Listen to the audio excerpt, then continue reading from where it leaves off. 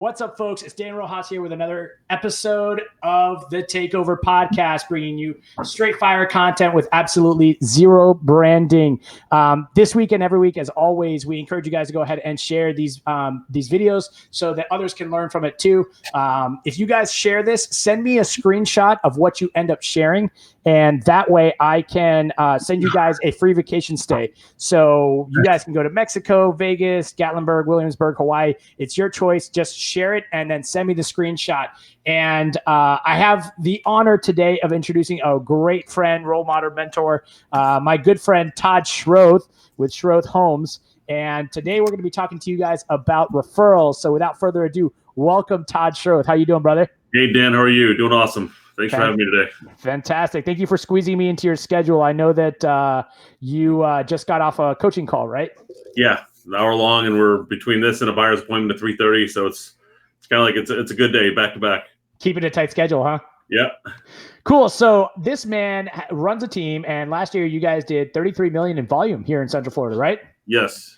That is incredible. Just to give you guys some rough estimates, that is huge on this kind of market. And you guys actually specialize in a specific area. So tell the folks out there where you actually specialize in, Todd. We're up at the Longwood, North Orlando market, Longwood, Altamont Springs, the Popka area.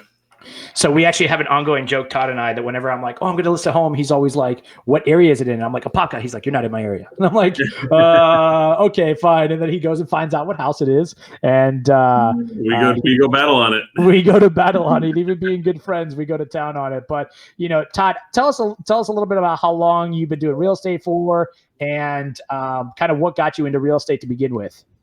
Second generation real estate. My whole family's in the business. My mom, my stepdad, my dad, my stepmom, my sisters, my brother-in-law is a builder.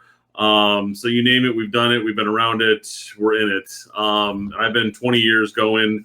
Grew up in the business, and it was nothing I ever thought I would get involved in. 19 years old, actually 18. My buddy was buying properties, and it looked fun. So I said, hey, let's get in the investment game. 18 to 25, we flipped a lot of houses, rented a lot of things, and played property manager, rehabber, everything. Kind of a great way to learn real estate because, I understand construction now. I understand property management, things I don't want to do, things I want to do, how to find issues with houses. Not a home inspector, don't want to be, but I can definitely walk up to homes and see, where the issues are. At 25, it was time to have a little bit of a change and got my license, and I enjoy seeing families get into homes and create memories.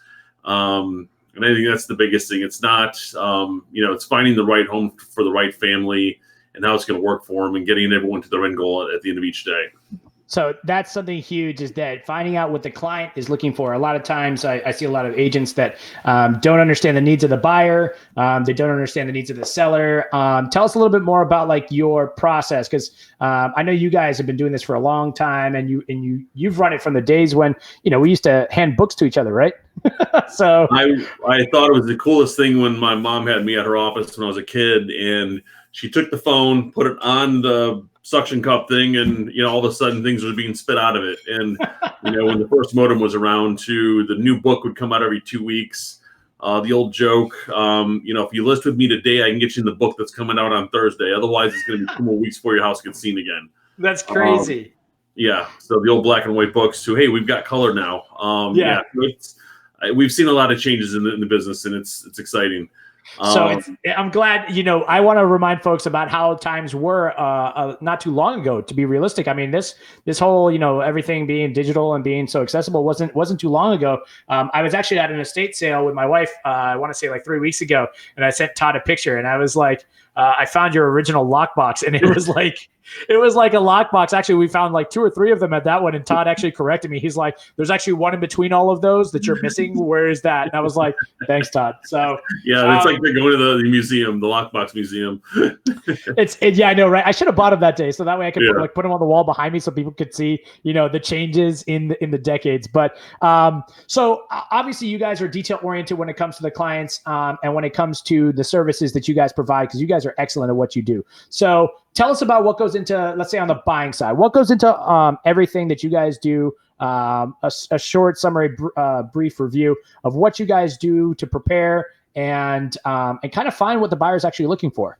So again, example, I mean, I've got a client coming in at 3:30 today as a new buyer. We've been just communicating on instant messenger and text. Our goal for them is to sit down. It's a consultation. I mean, we want to consult you through the process and, to find out what their goals are, what their hot points are in a house. You want 4 bedrooms. What do you need the 4th bedroom for? Is it an office? Cool. We can find a 3-bedroom with a den. Do you want a pool or is a community pool okay? Are you going for a specific school zone? If you are, then we know we need to find in that area. And if it's not on the market, we need to find how to find it off market. Reach the resources that direction. Financing, what's the best strategies for you? Are you conventional FHA? Can you switch from FHA to conventional if the right house comes along? Just had that happen on another property that the sellers would not take an FHA. So we switched the buyers to conventional with another 1.5 down.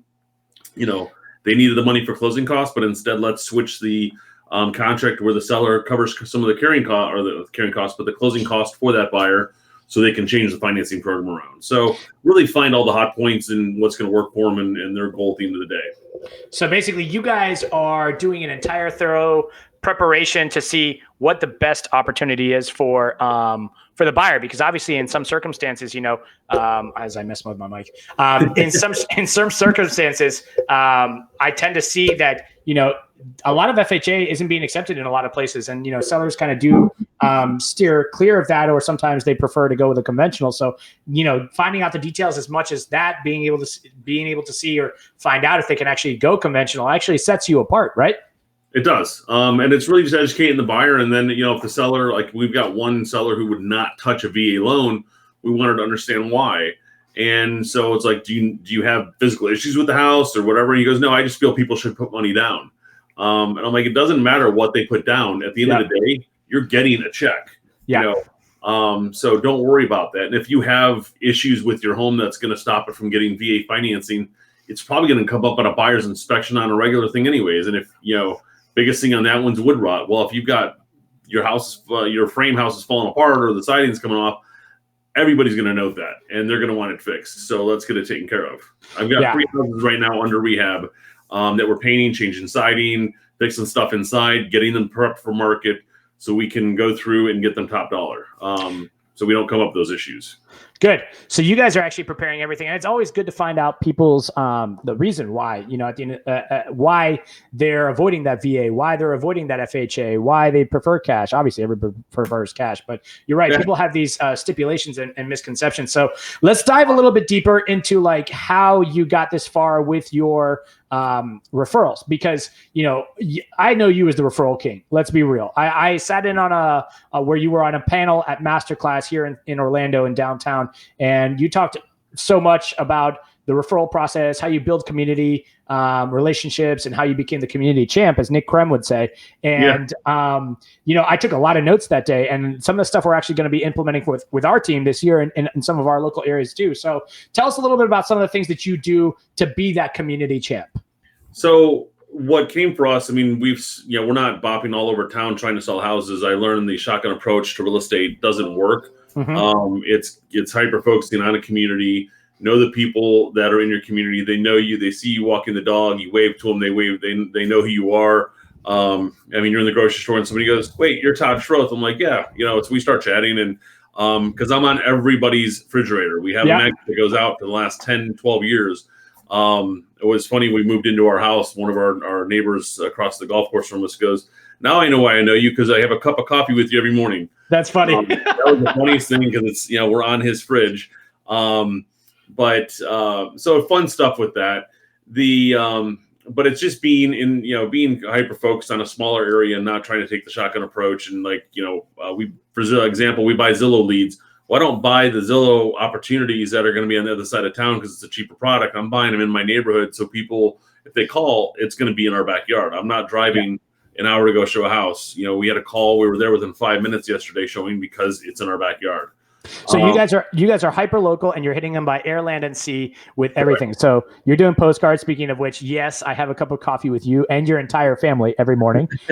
So I also have that luxury, and that's fantastic. I actually was laughing earlier when I was making lunch, or actually right after I got back from lunch, and I was setting up. I was like, "Oh, there he is, right there on my fridge with everybody else." We'll see at 2 o'clock. Yeah, exactly. So you guys are hitting them with the postcards. You are doing the Zillow specifically in your area, and you're marketing in your area. So what else are you doing to become the community champs? I mean, let's talk about the dog, because you just mentioned your dog, and I actually used to only know my neighbors by their dogs' names, and I know that you have a similar situation. So tell me the story that I love so much about your dog.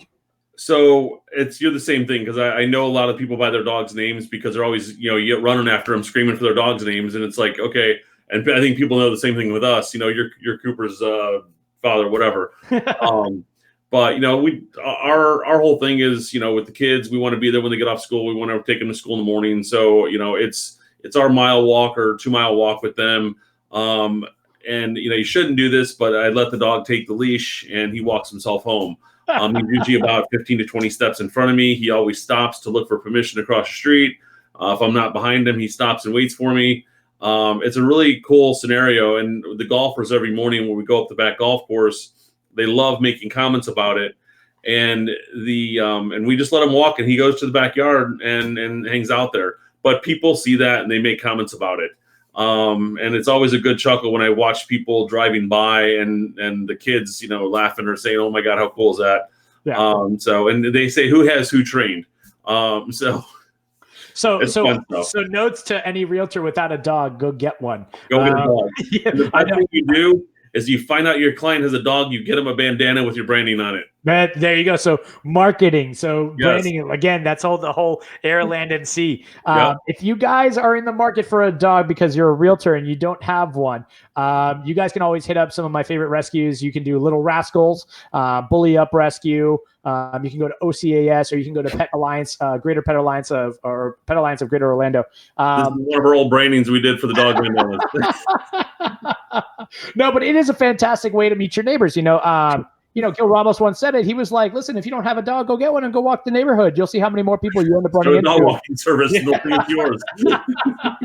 No, but it's true, and honestly, it humanizes us and brings us together. I'm not kidding. When I used to live in my old previous complex, where I lived next to my wife in the different buildings, I actually knew her because of the dog's name. I was like, "Oh, are you going to be walking Harper?" And I was like, "What's her name again?" I was like, "This is crazy."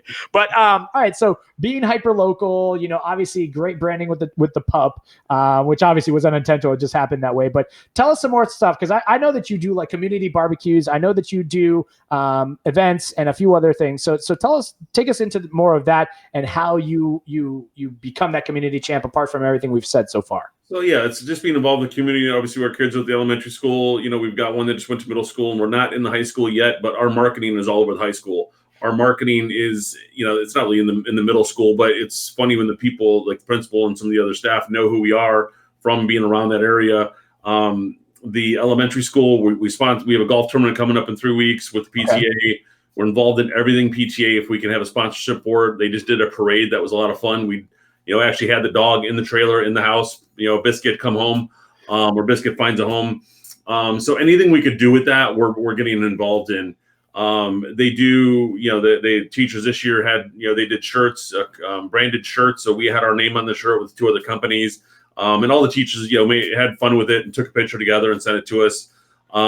We've sold homes to a lot of the teachers in the school, so it was kind of cool. So we get that connection there as well. And then we, outside of the school and the community stuff, about a few years ago, we started doing more just how do we get in touch with our sphere a lot more. And growing up in this area, one helps because a lot of my clients right now are still repeat and referral, but they're from high school. That they're all classmates, so it's they know, like, and trust you, and that's what you want to have. Yep. But we started doing the community festival, the fall festival in October. We partnered with a local business here to use their parking lot, and so this year we had 270 people show up. But it was anywhere from a dunk tank to bounce house and I was in the dunk tank for the first hour, so that was kind of exciting. And just we have food trucks come and do everything. We're there for 3 hours. We have it's 7 or 8, 9 vendors that are there, including ourselves, that have a trunk set up for the kids to do a little trick-or-treating.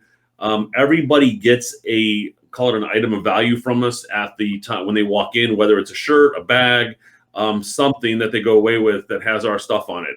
Got it.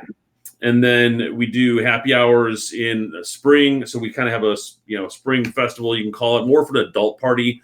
And this year we did our first ever movie event. We hosted Toy Story 4, rented out a whole theater, invited our clients, had 100 people show up. The adult happy hours are 60 to 70 people. And we've hosted them at Friends Bars, Wekiva Island, a few other places that can house it, that we're not crowded, yet we can still get a chance to talk to everybody.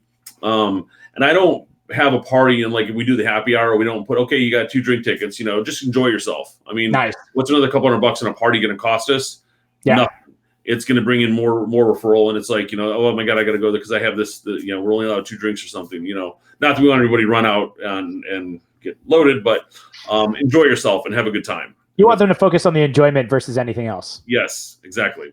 So everything you're saying is phenomenal. So you look at venues and you see what the best opportunity is for a friends and family event. So you're doing movie theaters, you're doing Wekiva Island. If you guys aren't familiar with Wekiva Island, because you're in Texas, California, New York, wherever, it is a phenomenal place. It's a local spring, and it actually connects to Wekiva Springs if you go by canoe. And they have a bar on the island, and they also have like a food truck there as well, where people hang out on the weekends and weekdays, and it's a lot of fun. So you do movie theaters, you do Wekiva Island, and you look at other functions such as that. I saw that you did a barbecue last year as well, right? We did. That's our fall festival. So we had whatchamacallit. This was our 3rd year. 2019 was our 3rd year doing it, and that's where we do the we call it a trunk or treat.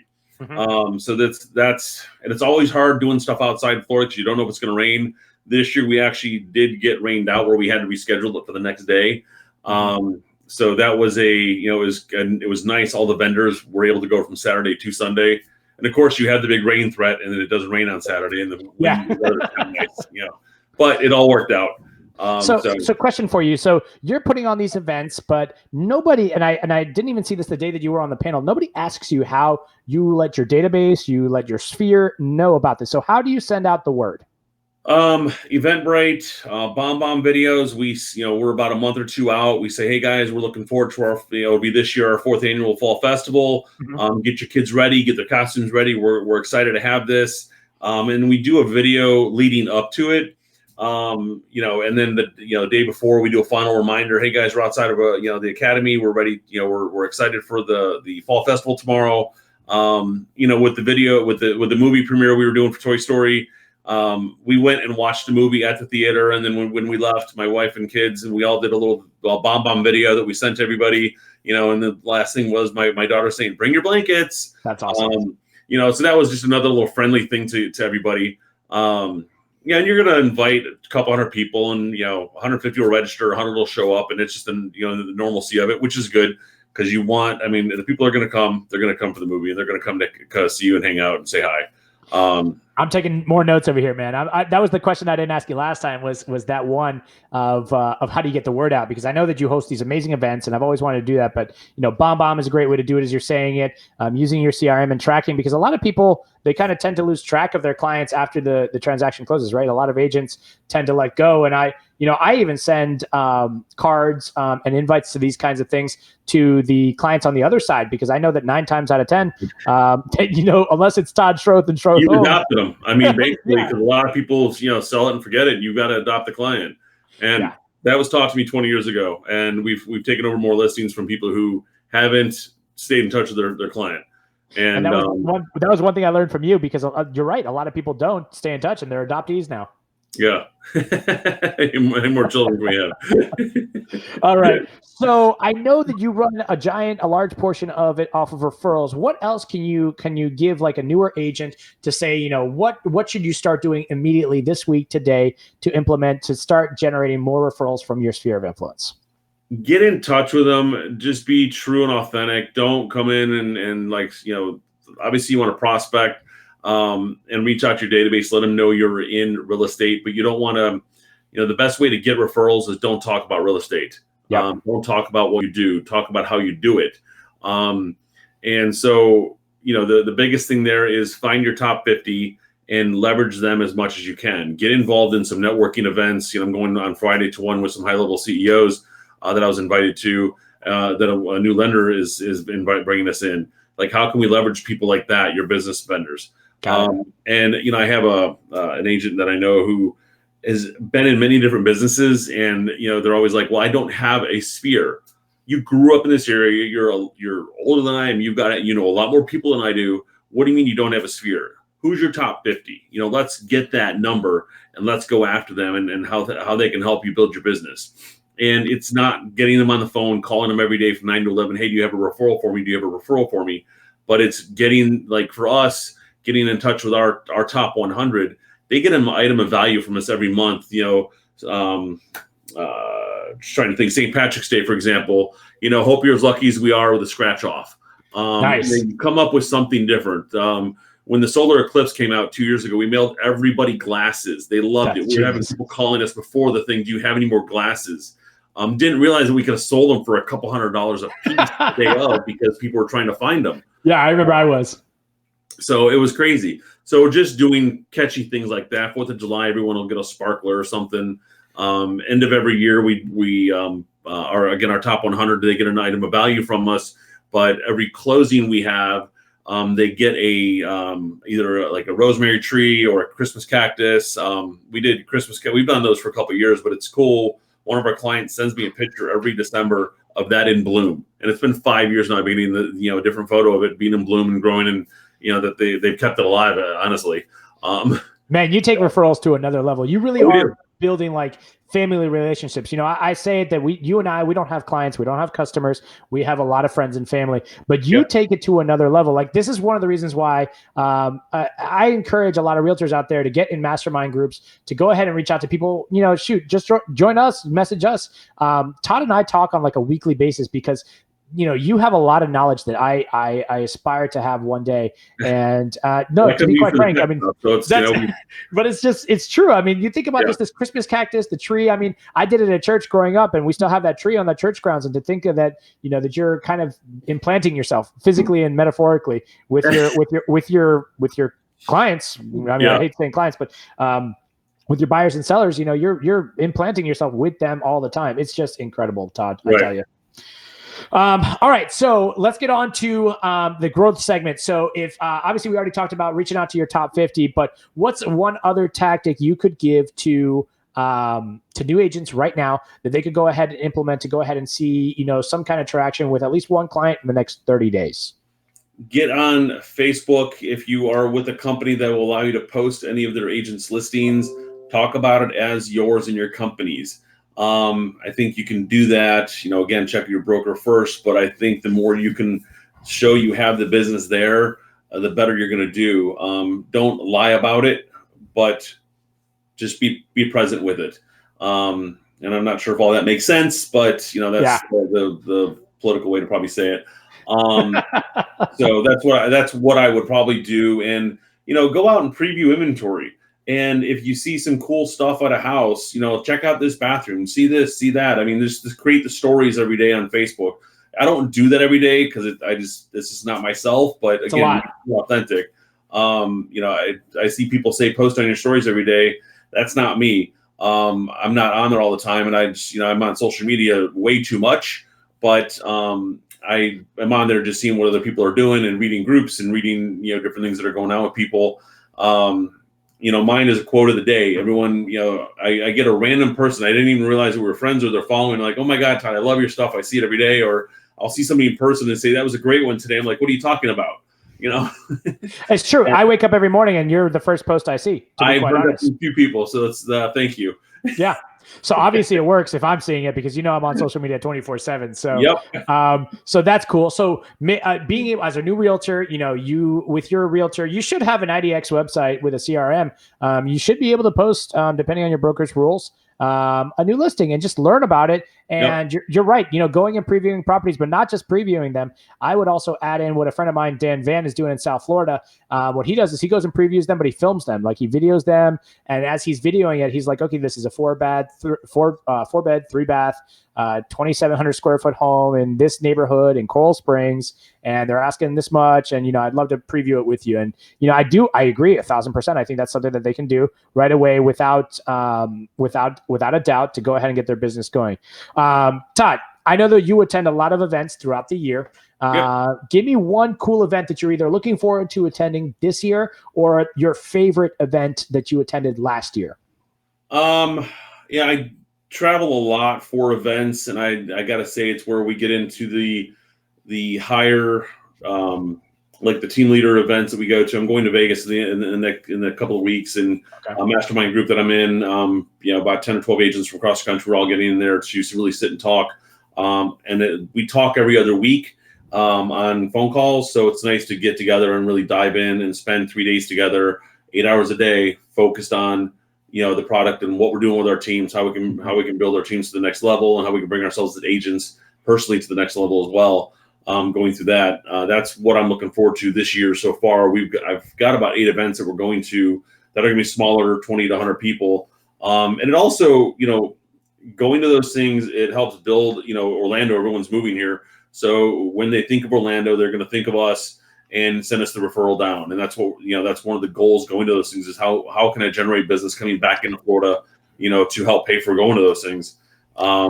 Events for a new agent going to learn. I mean, Aaron Luden's mastermind, I think, is one of the best things. You got a lot of high level people up there talking and doing things, but and it's funny, in the last year, I've started looking at a lot more opportunities of classes and things that are going on.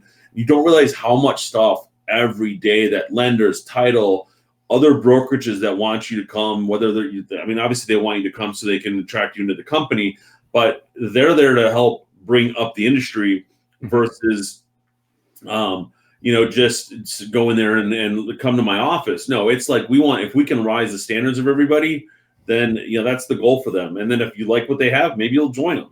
But I love that. Look at the classes on Facebook and see what's there. I mean, there's a ton of stuff out there, and educate as much as you can. Yep. So if you're not able to go to a Las Vegas mastermind like Todd Schroth, find a local mastermind group or class. If you're here in Central Florida, Aaron Luden has one every third Thursday at 8 a.m. Actually, is it 8 a.m.? It's 10 a.m. at 10 a.m. 9:30 or something.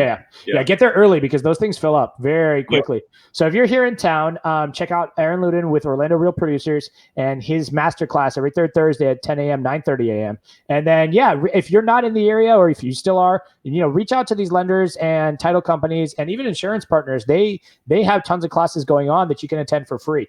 Education is key, and I agree with that because you'll never know who you're going to run into or what kind of referral business that you're going to get in the long run from it. Todd, now tell me, what is and I know you spend you try not to spend so much time on social media, but what is your favorite social media platform to use? I'm all over Facebook. I don't get on Instagram that often. Or any of the others. I'm trying to go to a class next week on TikTok. Don't know why. But we're going to go to it and see what it is. I've got a TikTok. I still don't know how to use it. And I haven't even signed up for that. I have Snapchat. My daughter sends me Snapchats. I haven't looked at it in 2 months. I'm going to have to go to that class with you so I can figure out how to use TikTok too. Yeah. All right. So rapid fire, real quick. Who is your favorite actor of all time and why? Oh, God, I wouldn't even know how to answer that. I've got a lot of actors. Probably Clint Eastwood. Just he's one of them. And the guy that played Godfather, I can't remember his name off the top of my head right now, but that's one of my favorite movie series. Okay. So Clint Eastwood is at the top of your list. He's great. I mean, his movies, he's producing now. His executive producing roles of like all these movies are fantastic. He just came out with a new one. The wife and I over the holidays went to go see it, and it was actually already out of the movie theater. So we're waiting for it to come back out. But he was he was the executive producer on it. And I know that his movies are fantastic. So good choice there. Now, if you had to be one superhero and have their powers, who would it be? Well, I can't do Superman because that's Ken Williams. Okay. Yeah, that's right. He's Superman. I'll probably take the Hulk. The Hulk. Yeah, yeah. I mean, I'm pretty much taller than everybody around me. I was gonna say you tower over all of us. I remember the first time we met when we were in Arizona. I was like, "This is Todd Schroth. This makes sense." All right, so the Hulk works for you for sure, my friend. And give me the last book that you read that maybe the people could benefit from. Something maybe motivational or something growth oriented. I'm got probably 100 audibles that I'm reading right now, but I just listened to Jesse Itzler's Living with a Seal, and I listened to it again before I saw him in Nashville last year. Awesome book, and it's read by him, so you can hear how intense it is. That was a really good one that I would suggest. There's a lot of them out there. It depends if you're into fiction, nonfiction, etc. I do not read fiction books. Everything I read is business related, or mindset related. I don't read anything else besides that. I'm the same way. All right. And the last one, what is your favorite local eatery? Where do you love to go out to eat? I'm going to say the food truck of Wekiva Island, man. I was going to show houses in Deltona yesterday, or going to a listing appointment at Deltona. And I'm like, wait, let me just hit the food truck real quick. We just want to run up there, get a bite, and then, eat it in the car. But, just a random place to go through for some chicken tenders. That's awesome. Well, Todd, thank you for being on the show. Thank you for giving so much knowledge, especially to all these newer agents or even just agents in general who want to up their game. Again, folks, if you guys are watching this now, go ahead and give this a share, give it a like, follow us on social media, follow Todd and Todd Schroth at Schroth Homes and toddschroth.work, and make sure that you guys check him out and all the wonderful things that he does. You could learn a lot from him. And again, if you share this or you'd like this, go ahead and screenshot it, send me a message, and I will send you guys a free vacation stay. Todd, it was wonderful having you on the show. Thank you, brother, for everything that you've done. And we'll see you guys on another episode of The Takeover. Awesome, Dan. Thank you for having us. Take care. Appreciate it. All right, enjoy.